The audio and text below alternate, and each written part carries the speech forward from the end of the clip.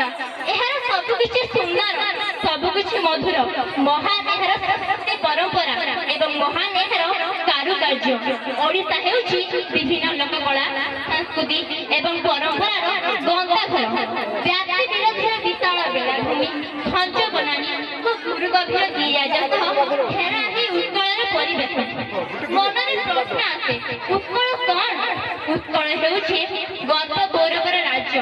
ଆମେ ସମସ୍ତେ ଜାଣୁ କି ଆମ ରାଜ୍ୟ ଉତ୍କଳ ବିଭିନ୍ନ ଲୋକକଳା ସହିତ ବିଭିନ୍ନ ଲୋକନୃତ୍ୟରେ ମଧ୍ୟ ବିଶ୍ୱ ପ୍ରସିଦ୍ଧ, ଯାହାକୁ ମୁଁ ମୋର ଓଡ଼ିଆ ଭାଷାରେ ମଧ୍ୟ ବର୍ଣ୍ଣିତ କରିପାରୁନାହିଁ।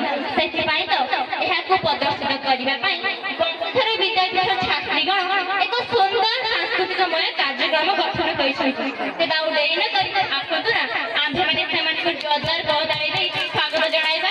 ଧନ୍ୟବାଦ। ଘଞ୍ଚ ବନାନୀ, ପାହାଡ଼ ପର୍ବତ ଘେରା ପରିବେଶ, ଉପକୂଳରୁ ଆଭ୍ୟନ୍ତରୀଣ ପ୍ରକୃତି ଓ ପ୍ରାକୃତିକ ଶୋଭାରେ ମଣ୍ଡିତ ଆମ ରାଜ୍ୟ। ଏହା ସହ ଭରପୁର କଳାରେ ସମୃଦ୍ଧ ଏହି ସଂସ୍କୃତିରେ ରୁଦ୍ଧିମନ୍ତ ରାଜ୍ୟ। ନିଆରା ଲଳିତ କଳା ଓ ଉପଯୋଗୀ କଳାର ନିଦର୍ଶନ ଏଠାକାର କଳା ଓ ସଂସ୍କୃତି।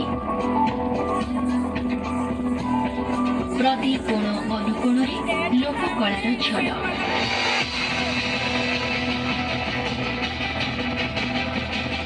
ମନ୍ଦିର ଗାତ୍ରରେ ସତେଜପରି ଗୁଞ୍ଜରିତ ଶିଳ୍ପୀର ନିହାଣର ଶବ୍ଦ।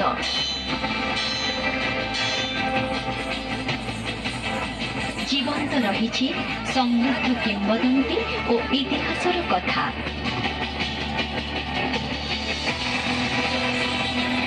ଏହା ସହ ଚିତ୍ରକଳା, ପଟ୍ଟଚିତ୍ର, ହସ୍ତକଳା, ହସ୍ତଶିଳ୍ପଠାରୁ ଆରମ୍ଭ କରି ନୃତ୍ୟ ସଙ୍ଗୀତ ଦ୍ୱାରା ରୁଦ୍ଧିମନ୍ତ ଆମର ଉତ୍କଳୀୟ କଳା ସଂସ୍କୃତି।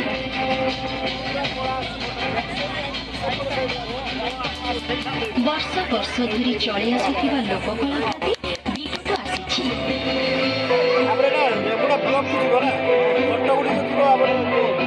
ଆସିଛି ଅନେକ ଝଡ଼ ଝଞ୍ଜା।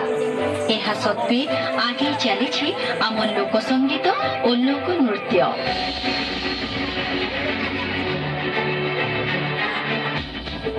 ଏହି ପାରମ୍ପରିକ କଳାକୁ ନୂଆ ଦିଗଟିଏ ଦେଇଛନ୍ତି ରାଜ୍ୟ ସରକାର।